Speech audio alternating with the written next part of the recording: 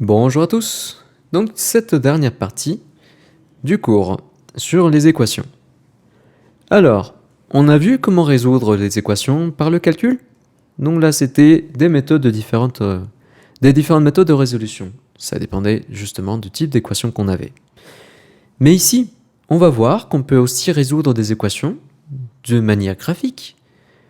Eh bien, pour cela, il suffit de représenter la première partie de mon équation sous forme d'une fonction, et puis l'autre partie sous forme aussi d'une autre fonction.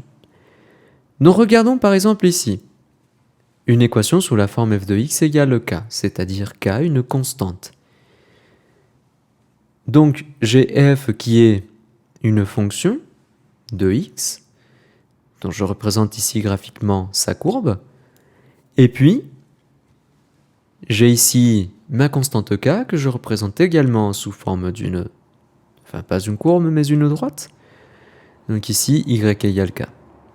Et je regarde quand est-ce que ces deux courbes se croisent. Et bien justement, je veux que f de x soit égal à k. Donc il faut que cette courbe soit sur l'autre droite.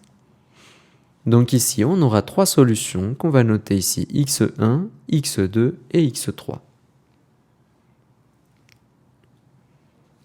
Alors, je vous ai mis ici en exemple la fonction, ici, la courbe représentative de cette fonction qui est 2x2, 2x carré, quoi, plus 5x moins 3.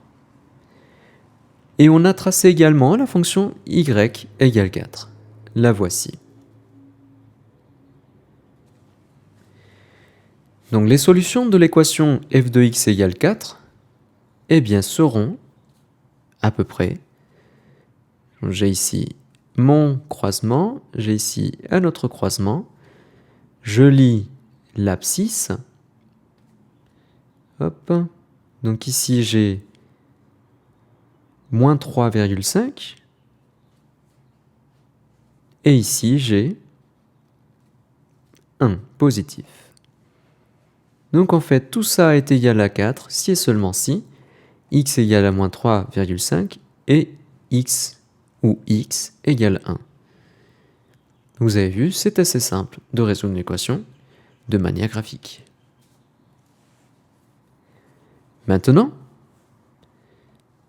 justement, si j'ai une équation sous la forme d'une fonction égale à une autre fonction, eh bien il faut que je représente ici les deux fonctions de manière graphique et que j'observe donc les points d'intersection entre ces deux courbes. Et puis, je lis les abscisses de ces points d'intersection. Donc, je répète, c'est une manière très simple de trouver une solution à une équation.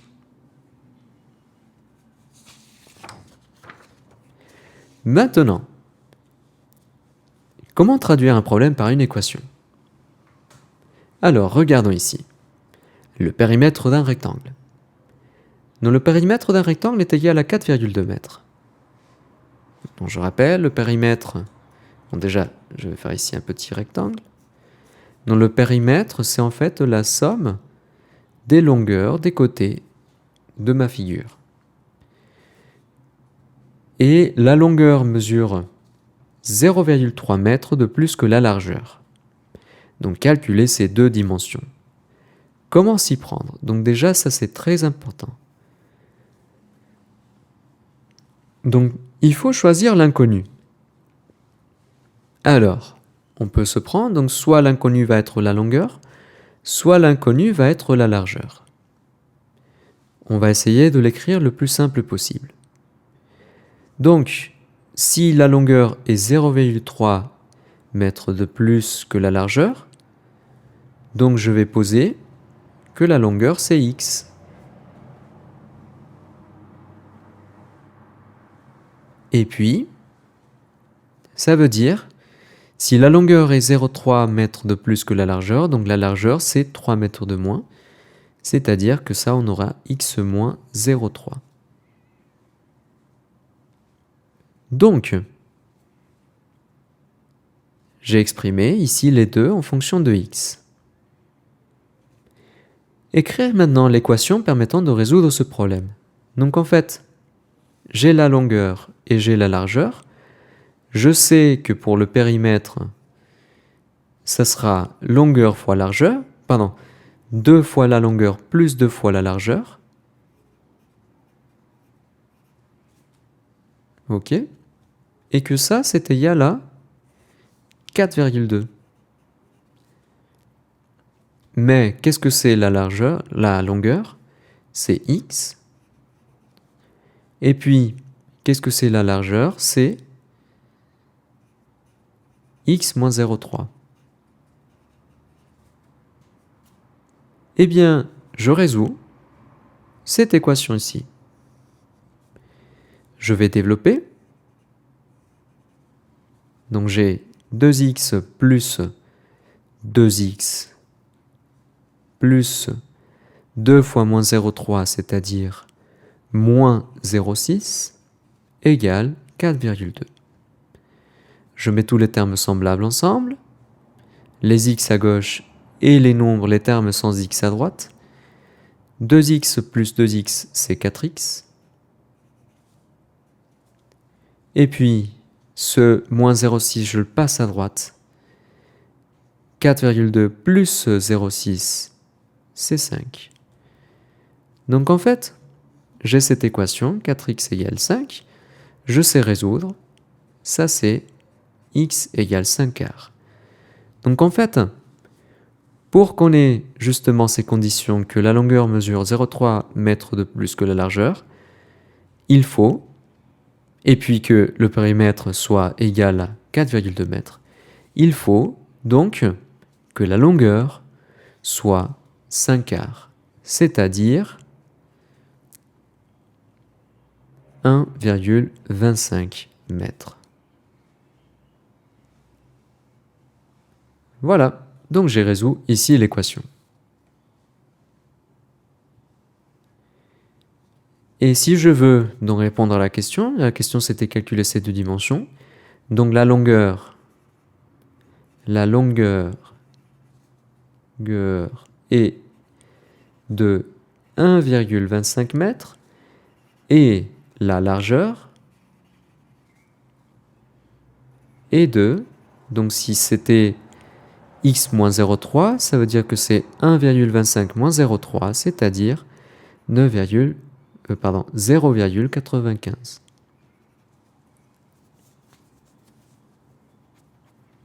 On continue. Le problème du salaire. Je dépense le quart de mon salaire mensuel pour mon logement et les 2/5 pour la nourriture. Il me reste 630 € pour les autres dépenses. Donc calculer mon salaire mensuel. Donc déjà, je choisis l'inconnu. L'inconnu sera le salaire mensuel, justement, c'est ça ce que je veux calculer. Donc soit x, le salaire mensuel en euros.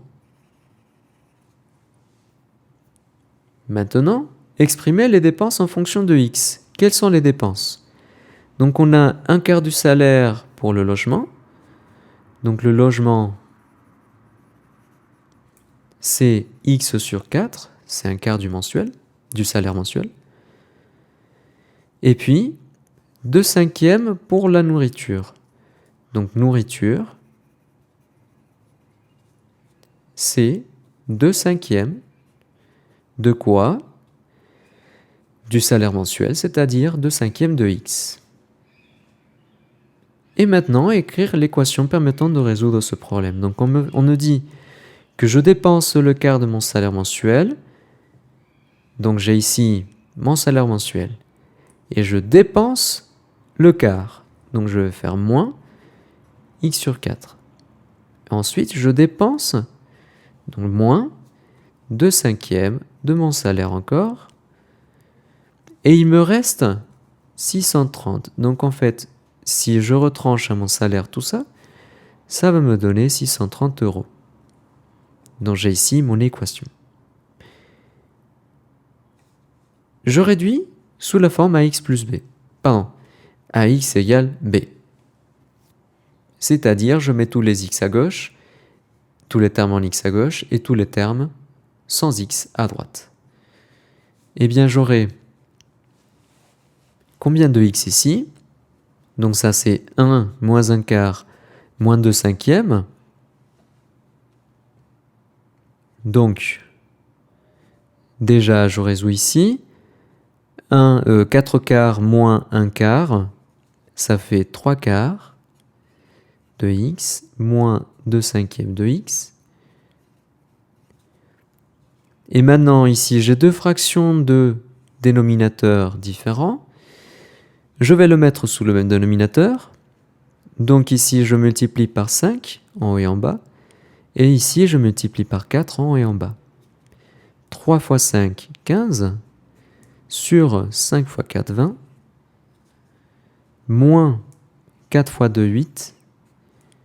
Sur 5 fois 4, 20. Et ça, ce sont des x. Voilà. 15 moins 18, ça fait 7. Donc on a 7 vingtièmes de x égale 630. Donc j'ai réduit sous cette forme ax égale b. Je calcule maintenant x. Ici, j'ai 7 vingtièmes de x. Donc en fait, pour avoir un seul x, je multiplie par l'inverse, c'est-à-dire par 20 septièmes.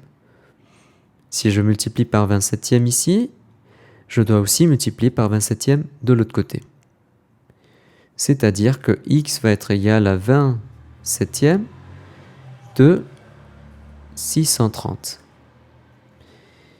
Je vais calculer ça de tête. Ici, 630, c'est 7 fois 90. Donc en fait, j'ai 7 sur 7, je simplifie et j'ai 20 fois 90, c'est-à-dire 1800. Mon salaire est donc de 1800 euros.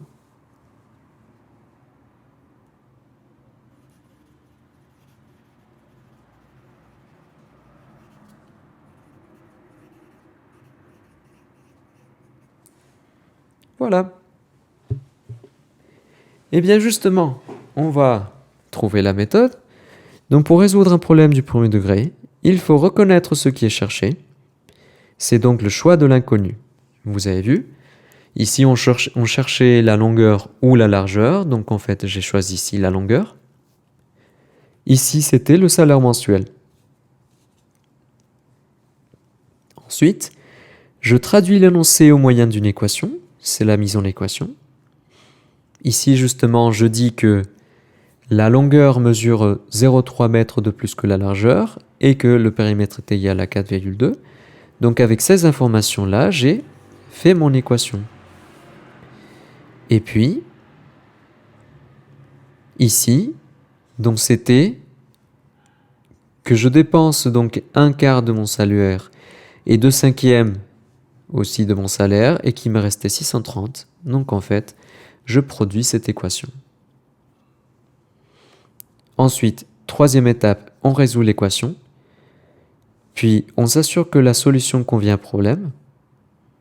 Donc ça, est-ce que je peux avoir un salaire de 1800 euros? Eh bien oui, ça semble très logique. Ou ici, pour vérifier, je remplace les x par la valeur que j'ai trouvée et je vois si j'ai bien 4,2. Et finalement, j'énonce le résultat avec une phrase. Ici, la longueur est de 1,25 m et la largeur est de 0,95 m. Et ici, le salaire mensuel est de.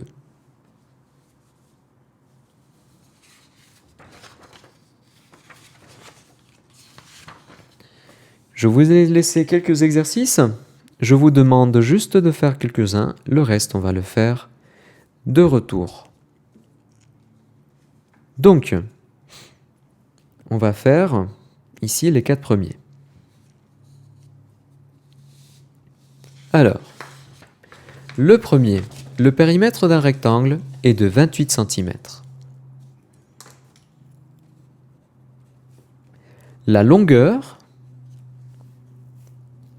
est 2,5 fois plus grande que la largeur.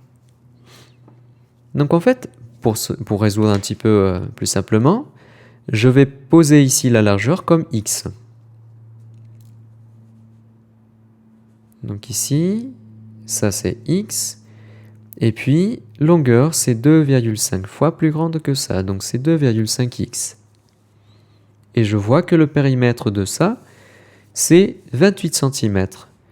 Donc en fait, 2 fois ça, c'est-à-dire 2x, plus 2 fois ça, est égal à 28. Je résous cette équation. Donc déjà, je réduis.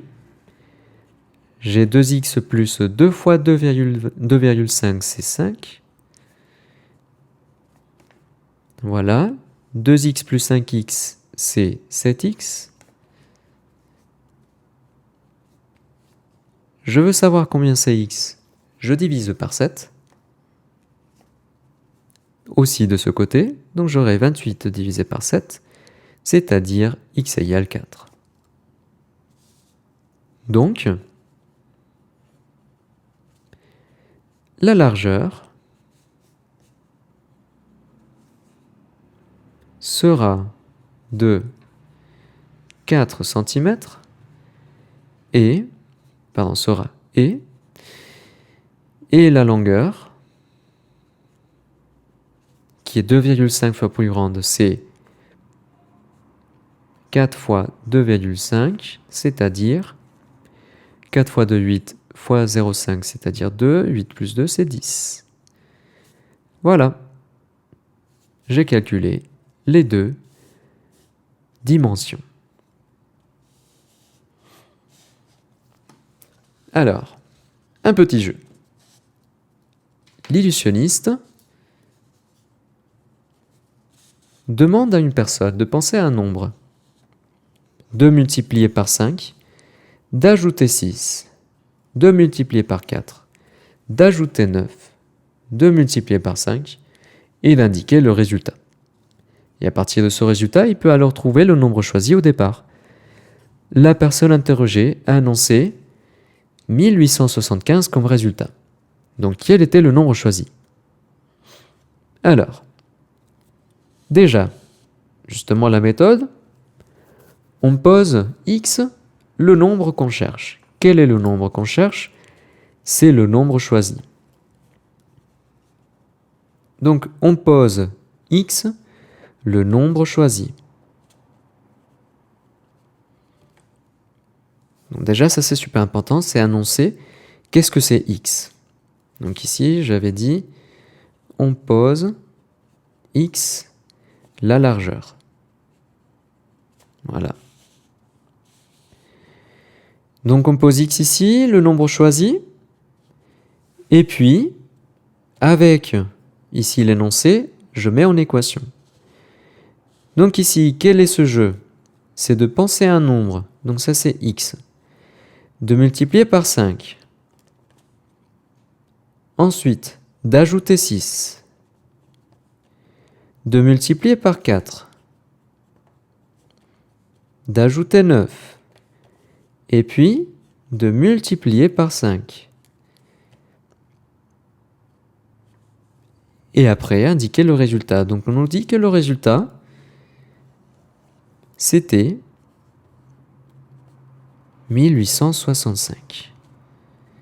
Alors, déjà, je vais simplifier ça. Donc là, j'ai 5x plus 6 fois 4. Donc 5 fois 4, ça fait 20x. Enfin, 5x fois 4, ça fait 20x. Plus 6 fois 4, ça fait 24. Et ici, j'ai plus 9.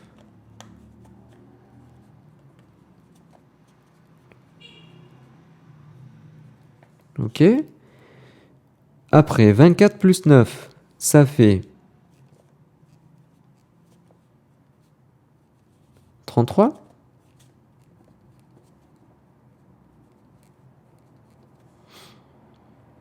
Après, je multiplie par 5. Donc là,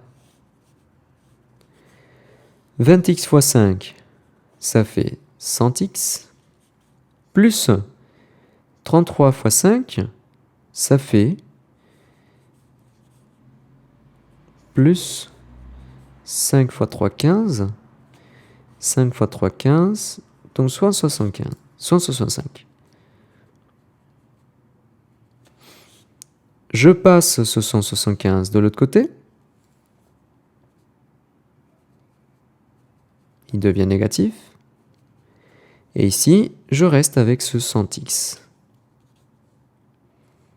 Je calcule.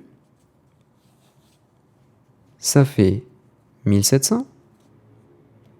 Et ici, j'ai 100x.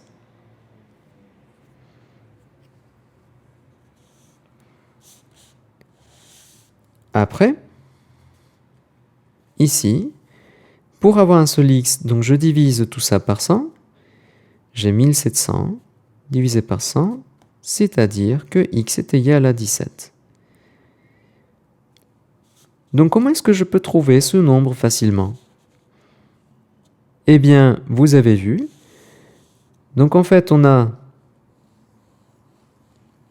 ici 100x plus 175 qui est égal au nombre qui a été donné comme résultat. Donc pour trouver le nombre choisi, je soustrais d'abord 175 et après je divise par 100. Donc c'était ça le truc de l'illusionniste pour trouver la valeur. Donc, déjà, le nombre choisi est 17. Le truc de l'illusionniste est de soustraire 165 au résultat, puis diviser par 100.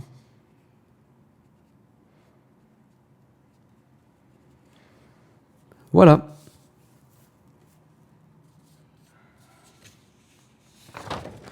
Tac, tac, je prends une nouvelle feuille. Et on fait le dernier problème ensemble. Donc on nous dit, le lycée organise un voyage et le transporteur propose un prix global correspondant à 38 € par élève. Si le nombre d'élèves augmente de 5, on passe pour le même prix global à 33 € par élève. Donc combien d'élèves participent au voyage? Donc déjà, ici, on va poser x, le nombre d'élèves, parce que justement c'est ça ce que je veux trouver. Donc on pose x, le nombre d'élèves participant au voyage. Donc ici, le prix 1, c'est en fait x fois 38, ou 38x. Et puis, le deuxième cas, c'était le prix 2. On passe pour le même prix global, qui était donc égal au prix 2, au prix 1. Donc ça, c'est donc si le nombre d'élèves augmente de 5. On avait au début x élèves, on augmente 5, et chaque élève doit payer 33. Donc en fait, on a 33 fois ça.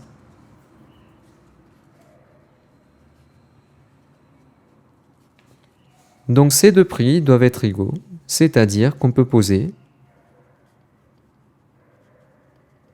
on met l'équation 38x qui est le prix 1 qui doit être égal au prix 2 qui est 33 x plus 5. Donc justement, c'est ici, le prix était de 38 par élève. Donc X est le nombre d'élèves. Et le deuxième prix qui est le même. Donc c'était le nombre d'élèves plus 5. Et chaque élève doit payer 33. Donc, je développe 33 fois x, c'est 33. X. 33 fois 5, c'est 165. Je passe ça de l'autre côté. Il devient négatif. 38x moins 33x égale 165. Je simplifie. Donc 38 moins 33, ça fait 5. X. Et j'ai 165. Je divise donc tout par 5 pour avoir juste un seul x. Et là, on aura donc 165 sur 5, ça fait 33. Donc il y a 33 élèves.